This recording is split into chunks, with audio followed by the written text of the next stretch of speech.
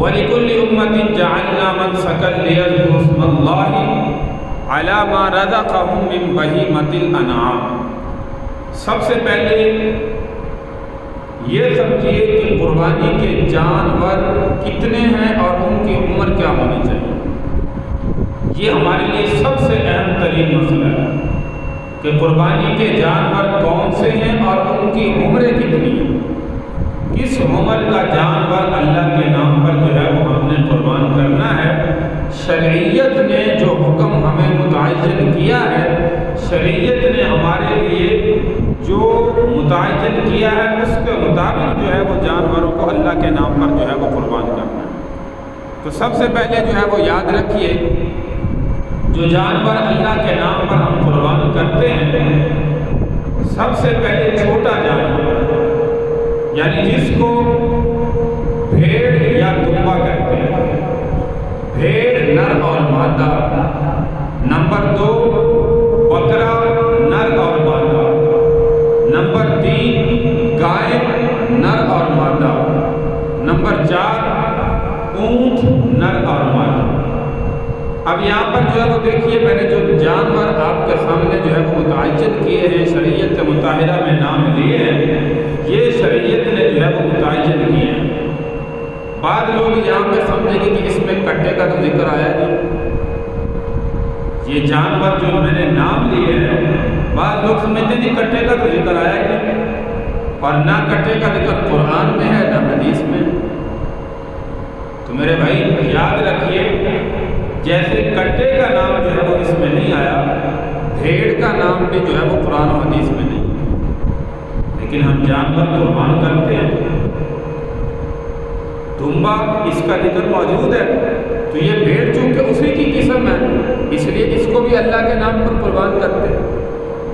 تو جیسے گائے حلال جانور ہے، ایسے ہی یاد رکھیے کہ یہ کٹا نر اور مادہ یہ بھی گائے کی قسم میں آتا ہے، یہ بھی حلال جانور ہے، کوئی حرام جانور نہیں ہے، اسی لیے اس کی قربانی بھی گائے کے حکم میں ہی ہے۔ جیسے گائے نر اور مادہ اللہ کے نام پر قربان کرتے ہیں، ایسے ہی یہ بھینس کی قسم نر اور مادہ یہ بھی اللہ کے نام پر ہم قربان کر سکتے ہیں۔ تو یہ یاد رکھیے کہ یہ آپ کے سامنے جانور جو میں نے ذکر کیے ہیں، بھیڑ جو ہے وہ نر اور مادہ، وہ چاہے 6 ماہ بھی ہو، یعنی 6 مہینے یا 8 مہینے، سال کا ہونا ضروری نہیں ہے، لیکن دیکھنے میں وہ جانور جو ہے وہ سال کے برابر لگتا، پرورش اچھی کی گئی ہو، تو پھر یہ نر اور مادہ بھیڑ یہ اللہ کے نام پر اس عمر کا جانور بھی ہم جو ہے وہ متعین کر سکتے ہیں، یہ اللہ کے نام پر قربان کر سکتے ہیں۔ اسی طرح جو ہے وہ اس کے علاوہ دوسرا جانور ہے بکرا، نر اور مادہ، اس کی عمر جو شریعت نے متعین کی ہے وہ ہے 1 سال پورا۔ 1 سال پورا 1 سال ہوگا تو یہ جانور اللہ کے نام پر جو ہے وہ ہم قربان کریں گے۔ اگر 1 سال سے 1 دن بھی کم ہے تو پھر یاد رکھیے کہ اس کو اللہ کے نام پر جو ہے وہ قربان نہیں کیا۔ اسی طرح اس کے بعد آتی گائے، جس میں بھینس بھی داخل ہے، بہیمۃ الانعام میں بھینس بھی داخل ہے، گائے بھی داخل ہے۔ تو یہ جانور اللہ کے نام پر دونوں جو ہے وہ نر اور مادہ قربان کر سکتے ہیں، اور اس کی عمر شریعت نے جو متعین کی ہے وہ پورے 2 سال کی ہے۔ 2 سال کا جب یہ جانور ہو جائے، اس وقت اللہ کے نام پر جو ہے وہ اس کو قربان کر سکتے ہیں۔ اگر 2 سال سے 1 دن بھی کم ہے تو یاد رکھیے کہ شریعت میں اس جانور کی قربانی جائز نہیں۔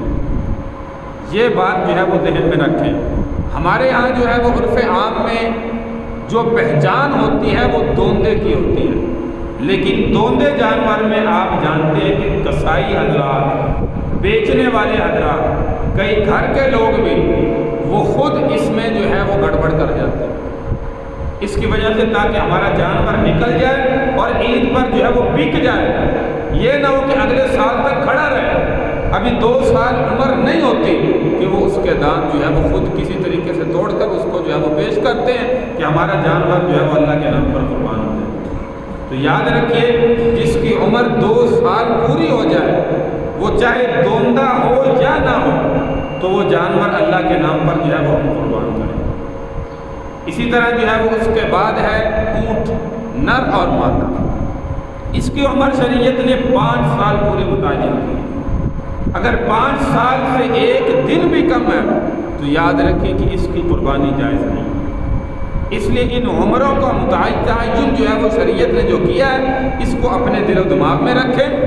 بھیڑ میں نے کہا کہ وہ چاہے 6 مہینے کی ہو لیکن دیکھنے میں سال کی لگتی ہو، 6 مہینے کا بچہ ہو، بالکل چھوٹا ہو، صحت بھی نہ ہو، تو اس کو ہم اللہ کے نام پر قربان نہیں کریں گے، شرط ہے کہ وہ دیکھنے میں سال کا لگتا ہو۔